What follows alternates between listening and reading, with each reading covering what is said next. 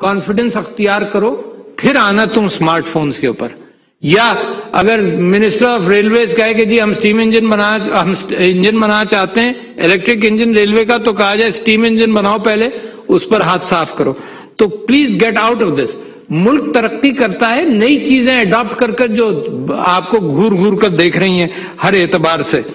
تو لہذا یہ تو بات ہوئی الیکٹرانک ووٹنگ کی. سمپل پیپر بیلٹ وہیں پرنٹ ہو رہا ہے، آپ کے ہاتھ میں آ رہا ہے، آپ دیکھ کر اس کو ڈال رہے ہیں. اس میں زیادہ کمپلیکیشن میں نہیں جاؤں گا. اور 8 لاکھ مشینوں کا میری رائے یہ ہے کہ شاید 8 لاکھ کی بھی ضرورت نہ پڑے.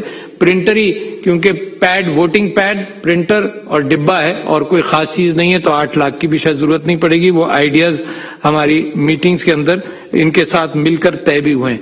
اب آ گئی بات انٹرنیٹ ووٹنگ کی. انٹرنیٹ ووٹنگ کے اوپر، اس کے اوپر بھی میں نے بڑی محنت کی ہے، پارٹی نے ذمہ داری دی ہوئی تھی.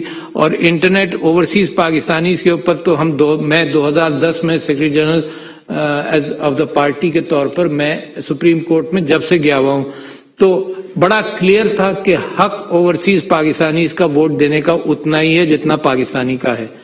تو یہ حق بھی سپریم کورٹ نے فائنلی یہ کلیئرٹی کے ساتھ ڈکلیئر کر دیا. اچھا، پھر لوگوں نے کہا، جب 2018 میں میں کورٹ میں پیش ہوا تو سپریم کورٹ کے چیف جسٹس نے پوچھا کہ جی آپ کیسے آئے. میں نے کہا جی میں بھی پیٹیشنر ہوں.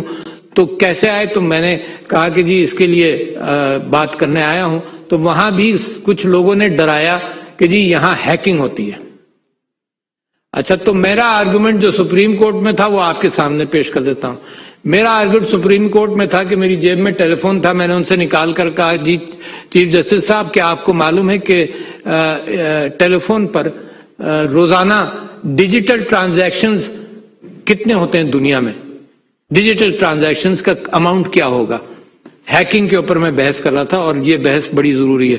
تو انہوں نے کہا کہ جی 15-20 بلین ڈالر ہوتا ہوگا. تو یہ میں 2018 کا فگر آپ کو بتا رہا ہوں. 5 trillion dollars daily are transacted on a digital platform. 5 trillion dollars. اور یقیناً ہیکنگ بھی ہوتی ہوگی.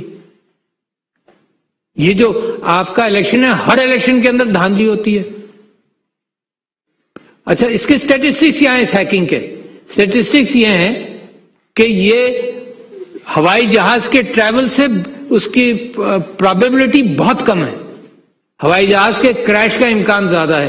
یہاں کوئی فرد ہے جو یہ کہتا ہو کہ جی میں جہاز پر ٹریول نہیں کروں گا کیونکہ کریش کر جائے گا؟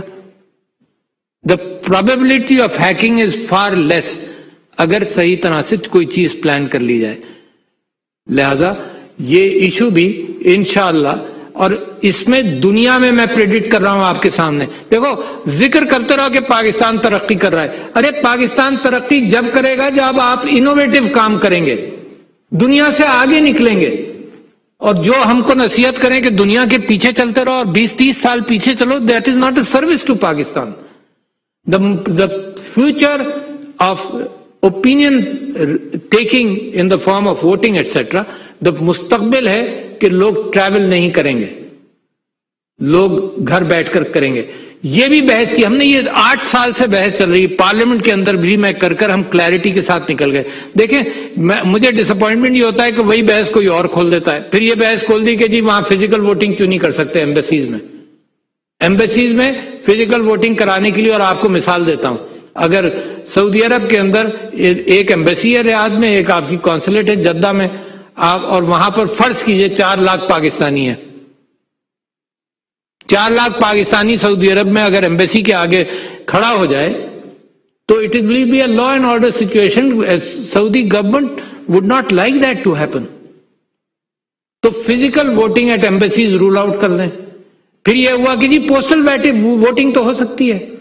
Postal voting throughout middle east گھر ٹو ہاؤس پر نہیں جاتا کوئی، یعنی خط جو ہے وہ گھر پر نہیں جاتا. یو اے ای میں سارے ورکرز کے جو اگر خطوط جاتے ہیں تو وہ جو امپلائر ہے اس کے ہاتھ 5000 ورکر ہے تو 5000 خطوط اس کے ہاتھ میں. الیکٹرانک ووٹنگ مشین کیلکولیٹر کی طرح کام کرتی ہے. ای وی ایم مشین سے شفاف انتخابات میں مدد ملے گی، کہہ رہے تھے ڈاکٹر صدر ڈاکٹر عارف الوی جو انتخابی اصلاحات بل 2021 پر دستخط کرنے کی تقریب سے خطاب کر رہے تھے.